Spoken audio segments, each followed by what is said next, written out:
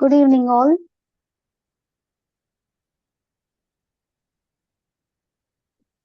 Good evening. Good Good evening, evening, ma'am. ma'am. Good Good evening, ma'am. evening. Good evening. Yeah. Good evening.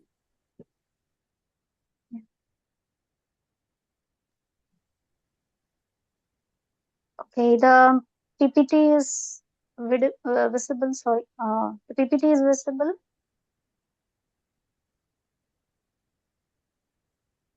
Yes. Yes, ma'am. Okay, so yeah. Okay, thank you. I heard you.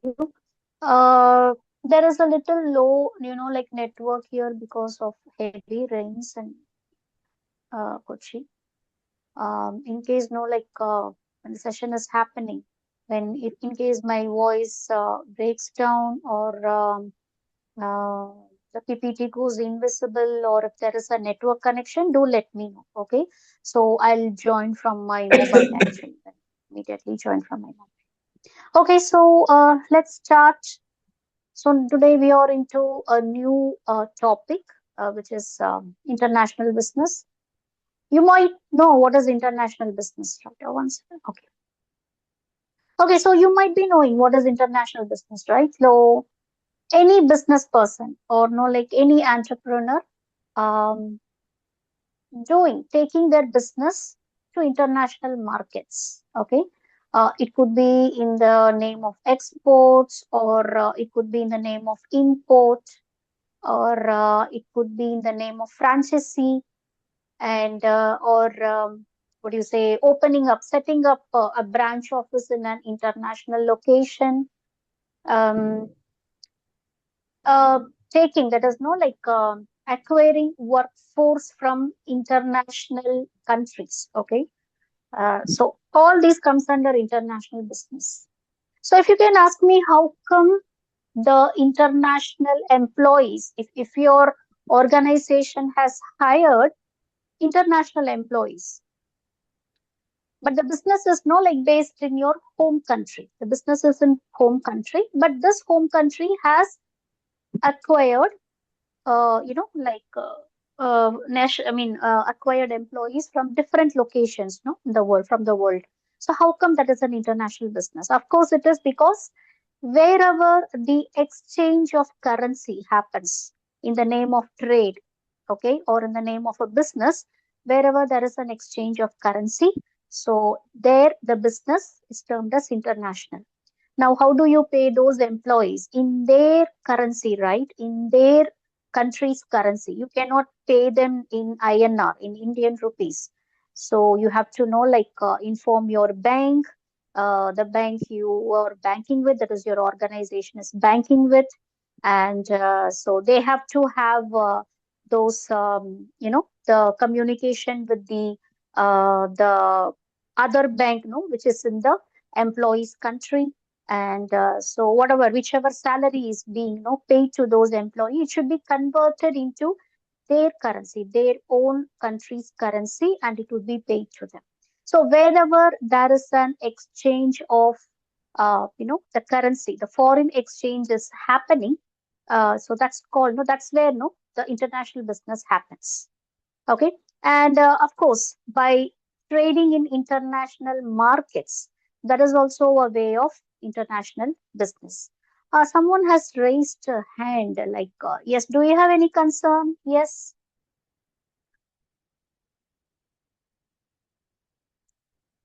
Samsung SM S931B. I don't know what's the name actually. What's your name? Okay, if you have any doubts or concerns, you can actually say.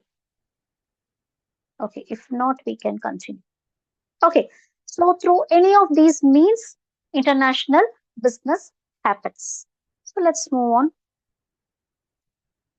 So the exchange of goods and services, the exchange of resources, the exchange of knowledge and information, technology, skills, money among the individuals and businesses in multiple or two or more countries. So wherever there is this exchange happening, exchange of goods and services, obviously money would be exchanged. Exchange of resources, yeah, mostly money would be exchanged. knowledge and information. Yes, there is no like there is a chance, no, money could be exchanged in case of knowledge or information. It could be exchanged. Technology and skills, yes, money is exchanged. So the money is no like being transacted, no, between two countries' borders or more than no like a country's border. So where and all it's happening, that's considered as international business. How about you, your company, you or your company selling your product or service to an international, a dealer or a person? It might be your friend or it might be your relative. They are no like in international location. So you're no like selling to them and they are paying the money to you. So that also comes under international business. You could be no, you could be no having a cottage industry, you could be having a small scale business. That doesn't matter at all.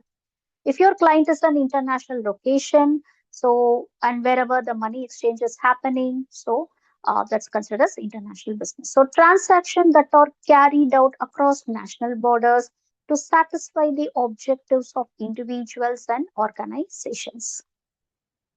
So all commercial transactions, commercial in the sense relates to money. So all commercial transactions that take place between two or more countries, in simple terms, between private and the government, or between two private parties in different locations, different international locations, between two governments in international locations, and sales and purchases happening and investments being made. That is no, from the home country, an organization invest in a host country, or no like another host country, another home country invest no like here in India. For them, we are the host country. So investments being happening no like through foreign direct investment or no through any means of investment. And logistics, especially the movement of goods, services, the technology, the information, everything, like the logistics trade between like two or more countries. Transportation, so wherever the transportation is also happening, like crossing the national borders, so there is no international business. Now consider these the other modes of transportation, right? The train, the rail mode, the the sea mode, where ships cross the borders, the sea, the ocean borders, the sea borders, and they don't get into the other countries, uh, the ocean, the waters. Okay. So yeah, there also like the business is international, because whenever you take up a service, a repair service or a dock service in another country's harbor or a port, you have to pay the charges. You have to pay a quite amount of like money for getting the service done or getting the repair services done, or like refueling your ships or whatever it is, your vehicle, your carrier, and for like docking for some time for many other purposes, and to like gain some assistance or guidance from them, whatever like you get some services from international ports, other locations other than your home country. If you're operating international carriers, of course international businesses happening there, because like there you have to pay in their currency. So nature of international business: accurate information and timely information is necessary, because like since the information is being passed cross borders, sometimes like because of the differences in the languages, differences in culture, the communication, the information may not be passed as whole, or may not be passed like in a clear way as it is. So the information, whichever is being passed, it has to be understood by both the parties who are in this exchange of the business. Okay, so exchange of goods, services, whatever is happening between them in the name of international business. So accurate information has to be passed and timely information has to be communicated. And the size of the international business. So there is no definite size actually. See, you could be, as I said, no, you could be running a small scale industry, or you could be an individual entrepreneur. Like you prepare, you manufacture your product, and like you sell it directly to a like a person or to an agency or to a retailer, or to a freight forwarder, who is in international location. So it means, if you're doing that, you're doing an international business. You're into international business. So there is no definite size for the international business. It could be, like a multinational company, a global company, an international company. At the same time, the business could be a small scale company, a cottage industry, or an individual entrepreneur. So even that person, like is into the business, international business. Then comes the market segmentation. So this is the complex part actually. When it comes to the local market segmentation, we know very well what our people likes are. How do we respond to like any changes happening politically, economically, nationally, or internationally. We know how our people respond to those changes, respond to those trends. But it is very difficult to analyze the customers, consumers in other international locations. So segmenting the market, international market, for promoting your product or for selling your product or promoting your brand. So it's not like a difficult task, it's a complex task. But to make it very effectively, to make the business very effectively, so market segmentation is very important, very crucial, and it should be done, like efficiently. And international markets have more potential than domestic markets. So of course, like as we are so attracted towards the foreign brands, likewise people like the other citizens in international locations, so they are also attracted towards foreign brands. For them, we are foreign, for citizens or for consumers, like in US or European countries, for them we are foreigners. So our products, any product, which comes with an Indian brand, like they like it, or no, it could be a Chinese product or it could be an old Japanese product, whatever it is, no. So for them, it's a foreign good, it's a foreign commodity.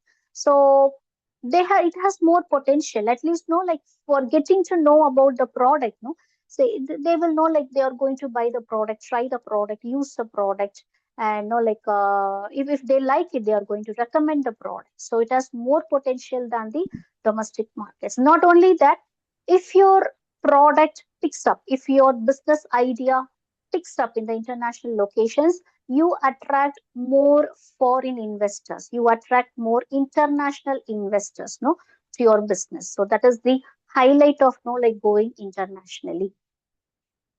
And then scope. So what extent, till what extent? So international marketing, yes, it could be done, and with the help of this social media, digital media, now marketing, promoting the product or the brand or the services, no, it's not at all difficult, it's not at all difficult. So in olden days it was very difficult. You have to pay a quite large amount of, not a huge amount of money for that. And you need to know the the mediators, or the the, what do you say, the business mediators, between these two countries. So if you're like promoting, going to launch your product in, say, Japan, so you need to know, who is the PRO or who is the market aggregator in Japan, who is like the logistics providers in Japan. But nowadays, through this the availability of technology, and with the availability of all the what do you say, the gadgets and everything, it's very easy for us to get instant updates and to do marketing and promotion very instantly. So immediately, like the all over the world comes to know, whatever you post or whatever send it through social media, immediately the whole world gets it. So international marketing, it's not a dream. It's not a dream nowadays. So it's happening, and it's easy also. And international finance and investments, yes, many,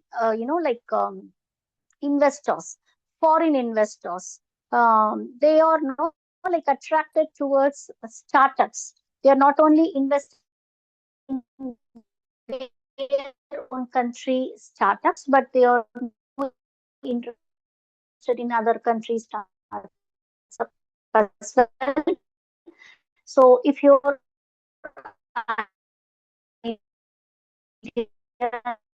is very innovative, unique, and if they like it, attract more invest the foreign invest. Then for change, so more runners go international, the more foreign exchange.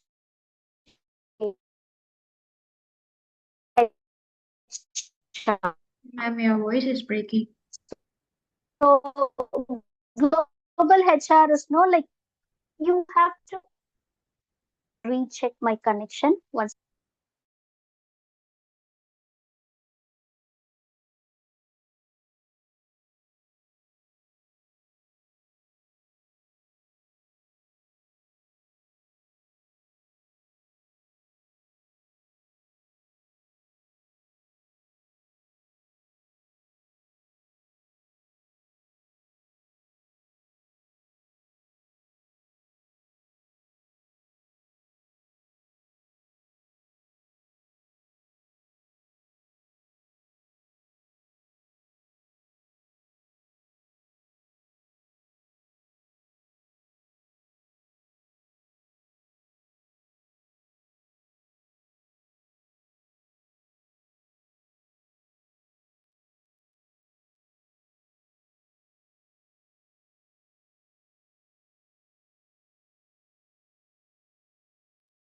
Okay, I have logged in again.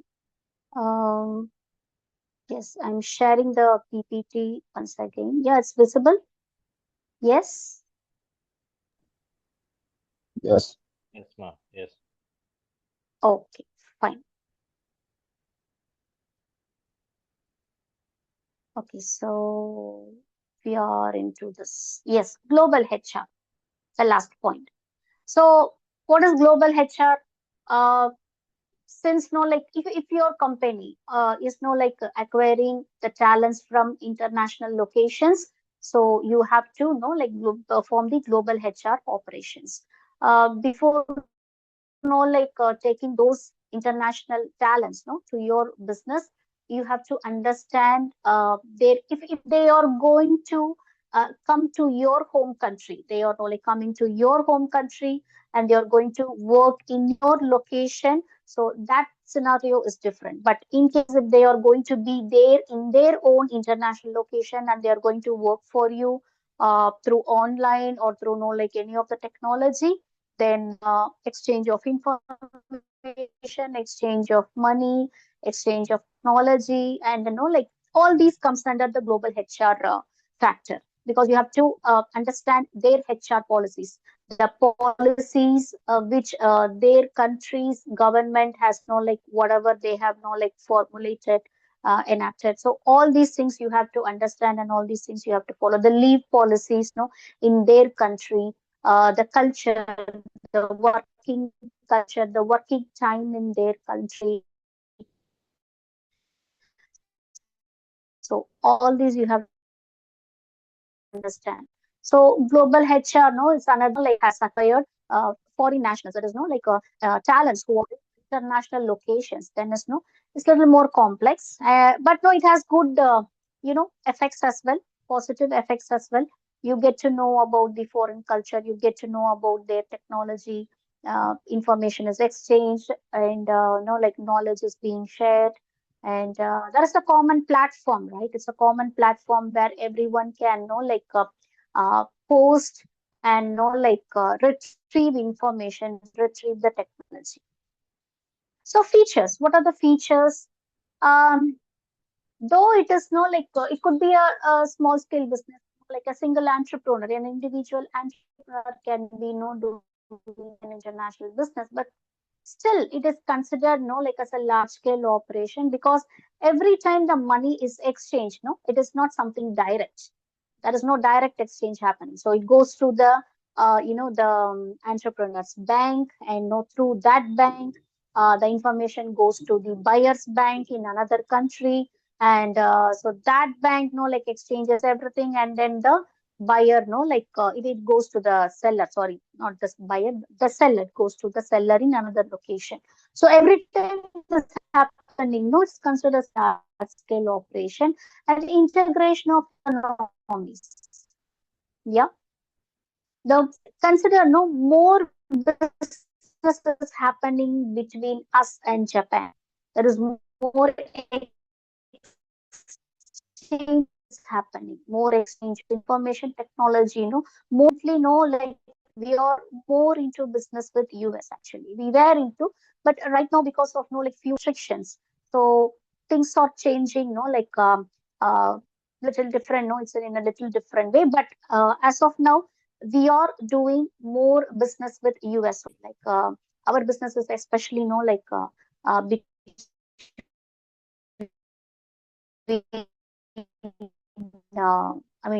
through US. So dominated by developed countries and MNCs. It could be considered as a disadvantage because already the developed countries have set up everything, already set up their internal business. They have already who are ready to do business. So since everything is done, these underdeveloped countries or the developing countries are right now struggling to get into this stream. Because see, like US has already outsourced their businesses, foreign direct investment, everything. No, already they have done with European countries. They have done with Asian countries like India, Bangladesh, Philippines. They have already outsourced no maximum. Now, what about the like developing countries or poor or underdeveloped countries? Like then that is difficult. Like for them there is like right now they couldn't acquire the foreign business. Either they have to like export, because since they are no not poor country, they are underdeveloped country, they don't have nothing to export. So they have to import. So it is another like what do you say constraint for them because they don't have that much money. So yeah, this is like a disadvantage. It could be considered as a disadvantage. Then benefits of participating countries is always there. And say if US flourishes, India also flourishes, right? Because since we have close economic ties with them. So or very good ties, like Russia. More integration of economy is happening, between us and UAE, or between us and Russia, or between Pakistan or Nepal. So obviously, so the benefits, the if one country rises, the other country also rises. So that is competition is there, of course, because since it is a global competition, it's something bigger. Special role for science and technology is always there. So any innovation is welcomed. Any innovation which does good, which gives like positive results, for the society, for the consumer, for the industries, is always welcomed anywhere in the world. So for innovative, for research and for science technology, there is always a welcome carpet, and welcome carpet from the developed countries. And international restrictions is there that you have to follow. For example, you cannot export few items, to all the countries. For example, you can export say ghee, like which is a byproduct of milk. Okay, so ghee is restricted in US, not only in US, in American countries. Like in Canada, in US, and all. Like ghee is restricted because I know like export of coconut oil. Coconut oil is restricted because they see it as a hazardous. You know, what do you say? Hazardous food component which increases heart diseases. So that's why like they have restrictions. We cannot export ghee or coconut oil to American countries. Likewise, we generally use these seeds. One variety of poppy seeds, is used here It's very popular in India. We use it for like grinding masala for cooking purpose, and sometimes for medicinal properties also. It's used. In almost every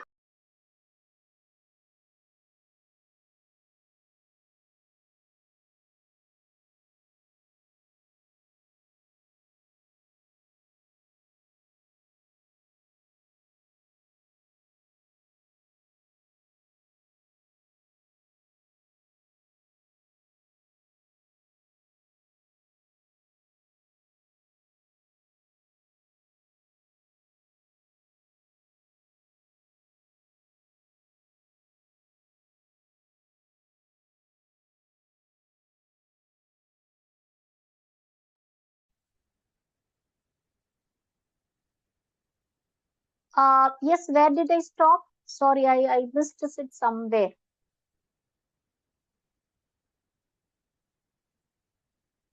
Yeah, guys, you remember where did I stop? This is covered. Features of FB is covered. Oh, okay, fine. Please excuse, okay, scope of IB. So someone has asked, can you please repeat from scope of IB? Yeah. So this thing we saw, right? International marketing, international finance, foreign exchange, and global HR. Global HR, I was discussing about, no, if your company has acquired global talents, that is, no, like people from other nationals, and if those employees are working from their home country, so global HR, no, managing the HR operations globally, so that will happen. And in those cases, you have to understand the host country's employees, no, their law of the payment, the law for no leave policy and everything, so that you have to completely know, to you should have a complete understanding of them. So then I started off with this. I started off speaking, then only I saw the message, no, I haven't unmuted. Okay, so let me continue. So features of IB. So large scale operations, it means, no, even though you're sorry, even though you're no doing a small scale business, even though you're an individual entrepreneur, but you're dealing with a foreign customer, you're dealing with a foreign dealer, so it is considered as large scale, because the money which is exchanged between you and the other dealer in a foreign location, or the goods and services exchanged between you and the other dealer or the other person in the other national, other country, no, so many things, no, these has to cross actually. It has to cross through, if it is goods, it has to cross through the customs, it has to cross through the, no, like international borders, and it has to cross the customs of the host country, and there are many documentation part is required. And if it is a service, same. And if it is some money, so it has to know, like, cross through the home country's bank and through reserve banks, and then no to the host country's bank, their federal bank, and then to the local bank, and then to the seller or the buyer. So the way the things are being moved, so that's little bit little far. So that's why, though it is a small scale business, though it is a single individual business, the operations are at a larger scale. And integration of economies will happen. So in case if you are doing, we as India, no, we are mostly we are in close economic ties with USA. Okay, so we have, no, like many import export is happening, no, between these countries, no, at a high level. And though right now, no, like there are more restrictions and there are no like changes in tariffs, but still, USA tops the list, where India is, dealing, with foreign exchange. So if US grows, if US, flourishes, obviously India also grows. India also flourishes because we have close economic ties with them. Then dominated by developed countries and MNCs, obviously. Already developed countries have outsourced. They have outsourced their businesses, outsourced their operations. They have done many foreign direct investments. They have set up global, international, multinational companies in other countries in the maximum possible ways. Now, this is done in developed countries. What about the underdeveloped or developing countries? They are yet to get into the international business, no? Though they have stepped in, but still they are not flourishing as the developed countries have. Then benefits of participating countries is there. As I told, like if US flourishes, India also flourishes because India has very close economical ties with US.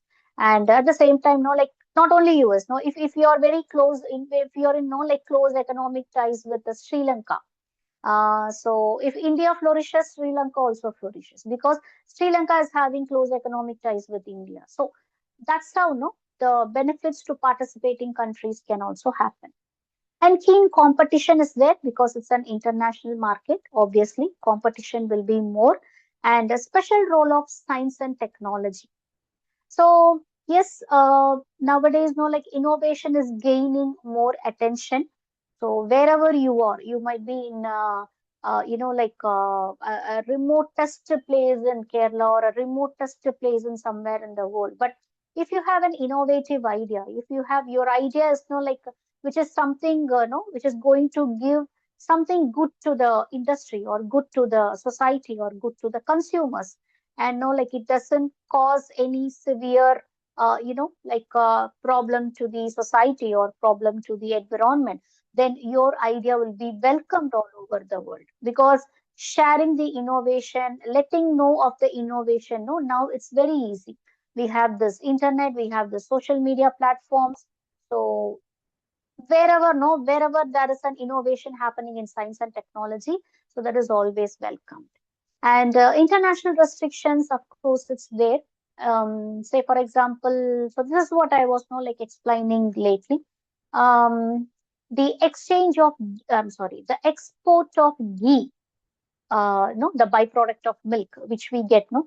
So the export of ghee, no, is banned. Actually, no, we are not supposed to export ghee to American countries.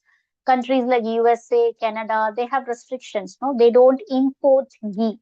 And they don't import coconut oil. So these two products uh, we cannot export to US. Why? Because for them these two products, no, like they see it as no like hazardous product in the sense. So they see it as no like a food product which causes severe cardiac problems.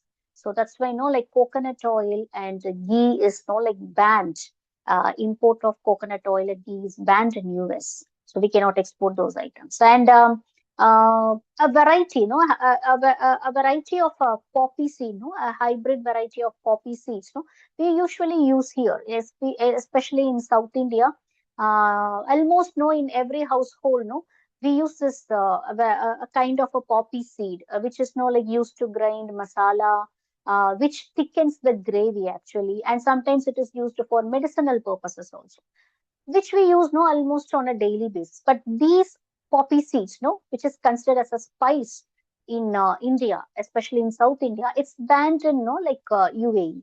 It's banned in Arabian countries because they see it as a no like a byproduct of a drug plant. So they it's like so it's banned over there. So there are international restrictions. You cannot export everything. There are prohibited items. There are no like restricted items. Restricted items can be exported with special licenses and everything, but prohibited items, no, you cannot export at all. Like animal skin, wood.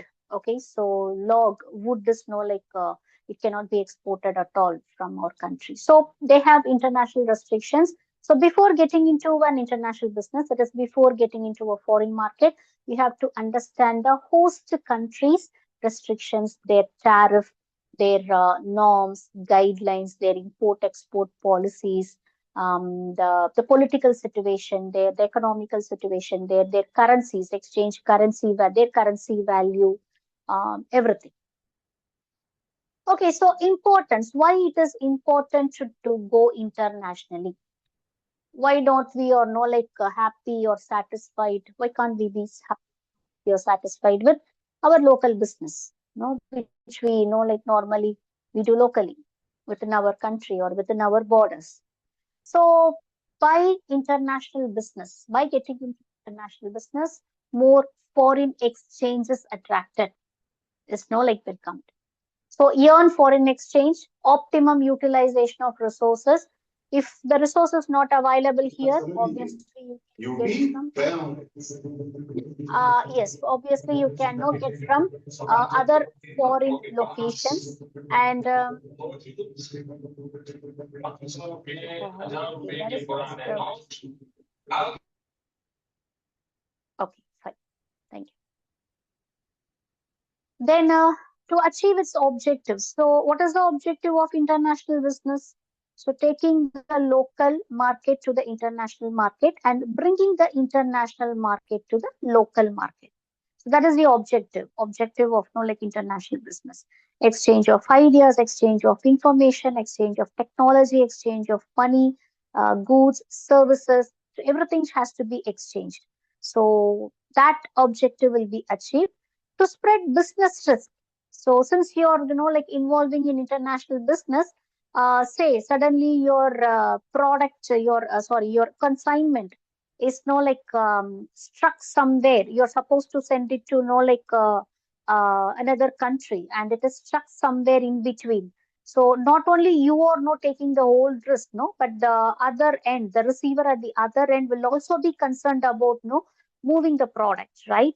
So both will be like sharing the risk. So business risk will be like spread internationally, and they will try to do like whatever it takes to like ward off anything which is making it strong, and improve organization's efficiency. Obviously organization will be like expanded, and like more profits will start coming in, and get benefits from government gives subsidiaries to like small scale businesses which are like planning or trying to, or which are into international exports and imports. They do give subsidies, so more benefits can be sought from the government, and expand and diversity of economy, of the goods, of the services, of the brand. So that is always an expansion and diversity, and increase competitive capacity. So you have to compete in international market. You are not just a competitor in a local market. You are not a competitor, like in like a particular city or particular state, so or a particular zone, but like you're competing internationally. So when you're competing with some international competitor, so you will understand how they function. You will get to know how they do the business, what no like what the strategies they follow, how they take the decision making. So you will come to know all those international like strategies. So that will give you more knowledge. You get more knowledge out of it. You know how to run the business, like how to take it to the next level. So competitive capacity will increase, so obviously the knowledge about the international trade, so that will also increase. Now, coming to next. So, what should be like considered before you're going international? First is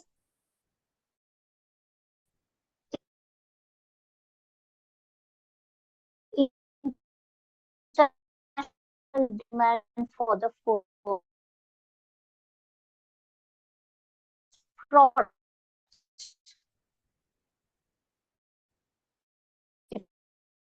Like, uh, Hi, ma'am, your voice is breaking. to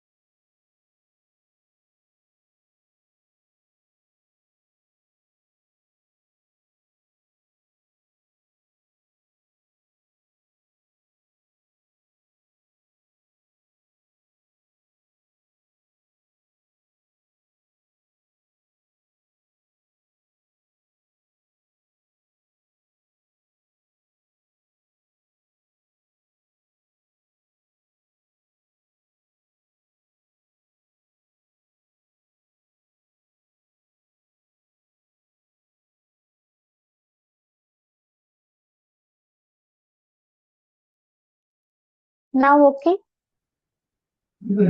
Okay, madam. Okay, let's continue. Okay, so how to go international? First, understand, first, be very sure that your product or your service is being demanded in international market by international consumers.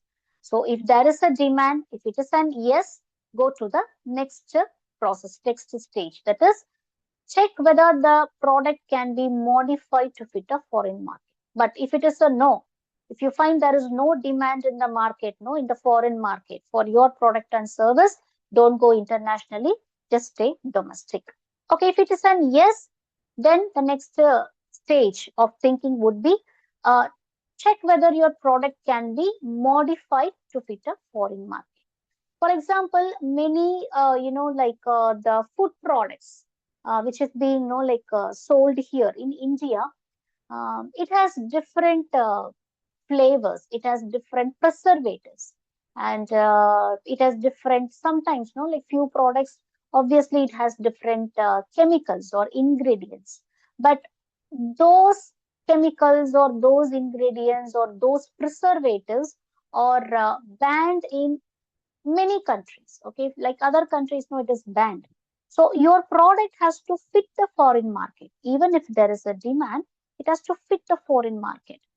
So if that could be modified, if that could be, reshaped or restructured, and go to the next stage.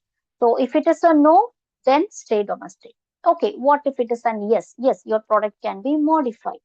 Then the next stage of thinking would be, is the foreign business climate suited to imports? Here, the climate, it means everything, the political, the climate, economical climate, the weather, everything matters here. The trade climate, how good the government of the foreign country, welcomes, imports, promotes imports. So that has to be, checked upon. So if the foreign business climate, all the climate, the political, the governmental, the economical, the trade, everything. So if it is suited, then go to the next stage. If it is a no, just stay domestic. Okay, if it is an yes, the next stage would be, does the firm have or can it get the necessary skills and knowledge to do business abroad? So you need to have a foreign dealer. Someone should be there to receive your product and service, right? To whom you're sending. You sometimes, if you're an individual business person, you're directly dealing with an individual consumer, that's different. But if your product is going to if it is going to be distributed to those consumers through some marketing channels in the foreign country, maybe through a distributor or through a dealer or through, say, a foreign retailer or a foreign wholesaler or some business unit which is now located in that foreign country. So whatever it is, so check whether the necessary skills and knowledge, it could be accessed from your side, and they could also access the same thing from your side, and you could also access the same thing from their side. So these things should be, clearly understood, clearly analyzed to go, before you go into international business. So first check whether there is an international demand for your product and service. If yes, check whether it could be modified to fit the foreign market. And if it is yes, check the foreign business climate is good, and whether the host country is welcoming FDIs, they are welcoming foreign brands, they are welcoming imports. And if that is an yes, check whether it can get the necessary skills and knowledge. So if everything is yes, then okay, yeah, you can go international, you can start building your product, planning your product, develop your product, build your product, and go. Okay, so next is, what are the ways? The ways, you can do a international business. The first and foremost is international investment. Okay, so before exporting, even before licensing, the first thing you can do is invest in foreign markets, by getting into foreign trades, investing in foreign trade markets, investing in foreign commodities, and even cryptocurrency, like even investing in cryptocurrency. So that is also considered like international. It's also known international business, buying and selling through cryptocurrency. Because it is a blockchain concept, right? There is no centralized concept. It's a decentralized concept.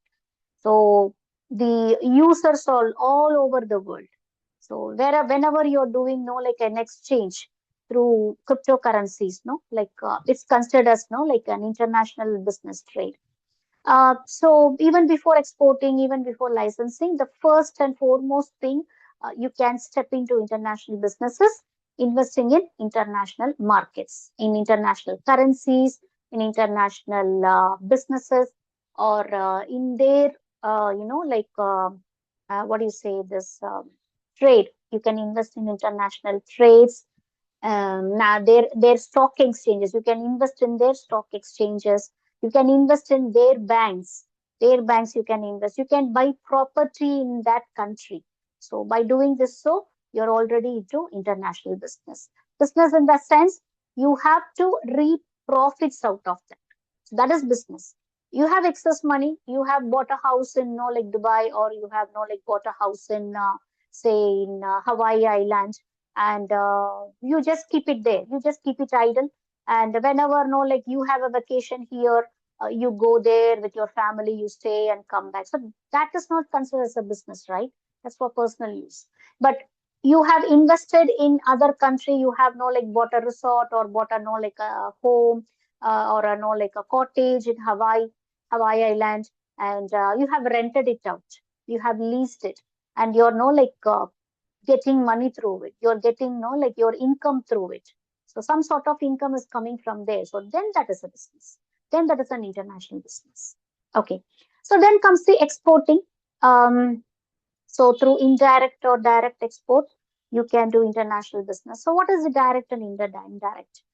Direct is if your product directly reaches the consumers, or the retailers or the wholesalers over there in foreign countries, and that's called direct business, because directly you're dealing with the marketing channels over there, or directly you're dealing with the customers and consumers. Indirect businesses, you sell your product to a dealer, okay, in your home country or in the host country. So they may rebrand your product, and they may fix a new price, and then they will sell it to the consumers in their country. This is an indirect business. In direct business, your brand remains the same. The what do you say? The nature of the product or service, everything remains the same. Nothing will be changed. But in indirect business, there is a possibility of change in the brand name, and change in the features of the product, change in the ingredients of the product. So yes, that is possible in the indirect business. Then comes the licensing part, either through agreement or through acquiring patent, trademark, copyright, technology, production process, or a product. For any of these things, if you're acquiring patent or trademark, or getting a licensee's fee, then that is an international business. Then comes the franchising. So you take franchisee of a foreign branch. We have here, right, KFC, McDonald's, many franchises, we have here, right? So all these, it's by taking up franchises of international businesses also, you are into international business. So by franchises to franchisee, or by usage. Then foreign assembly. So your company is a subsidiary company of a parent company, which is in another location, international location.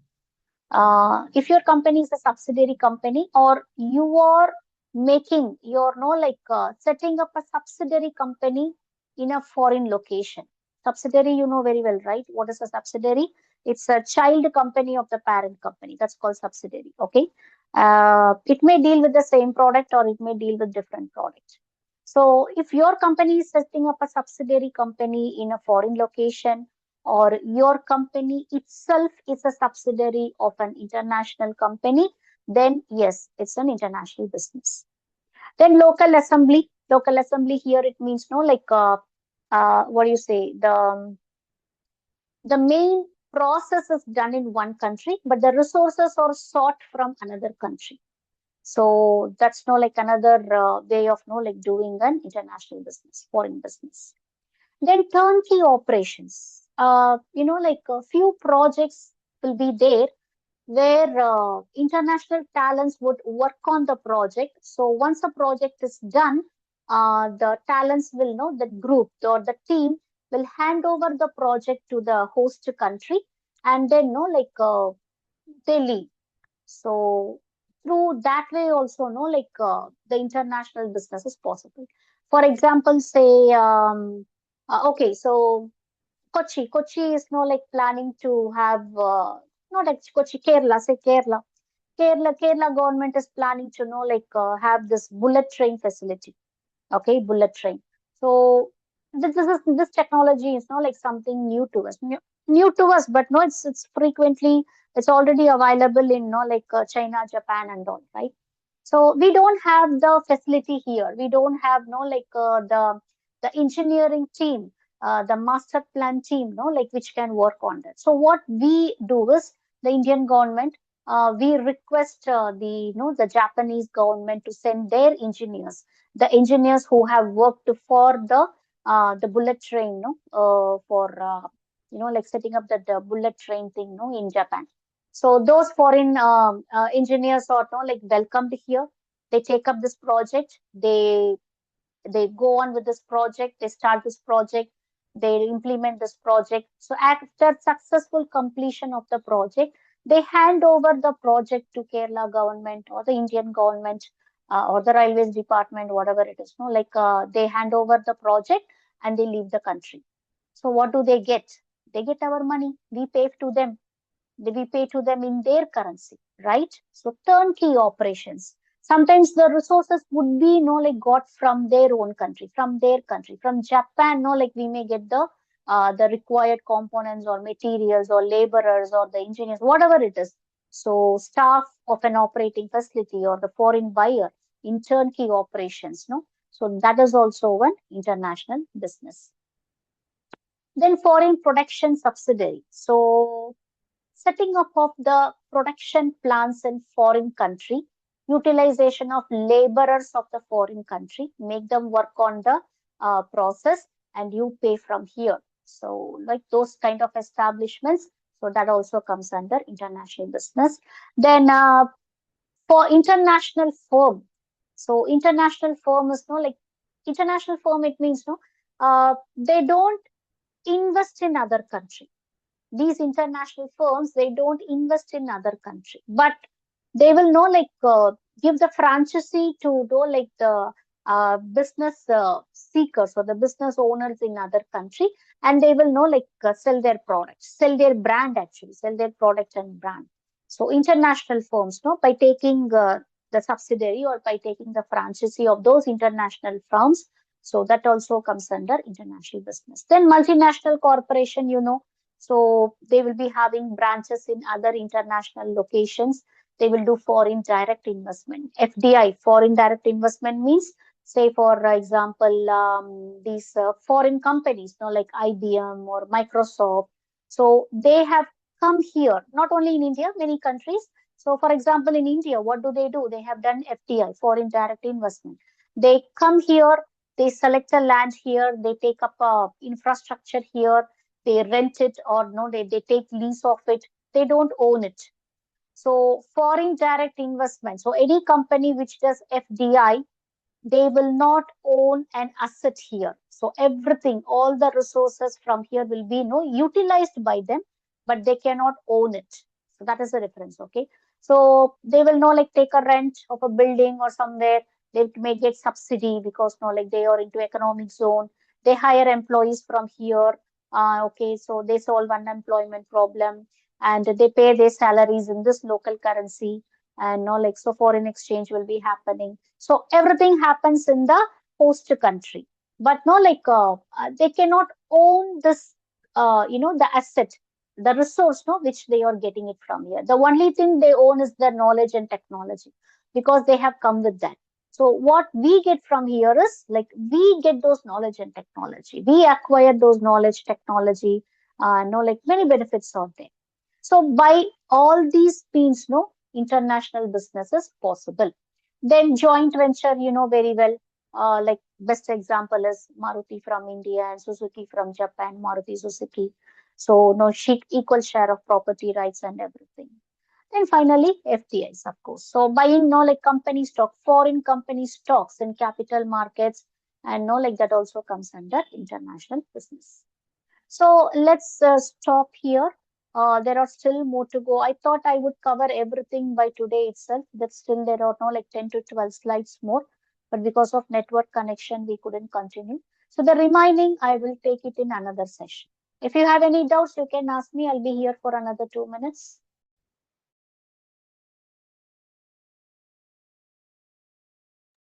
No, ma'am. Thank you. Okay. So in that case, we can wind up. I'll meet you in another session. I'm very sorry for all these network disturbances because of like heavy rains here. So yeah, I'll meet you next time. Bye. Thank you. Thank you, ma'am. Thank you, ma'am. Thank you, ma'am. Thank you. Thank you. Thank you, ma'am. Thank you, ma'am. Thank you. Thank you, ma'am. You're welcome.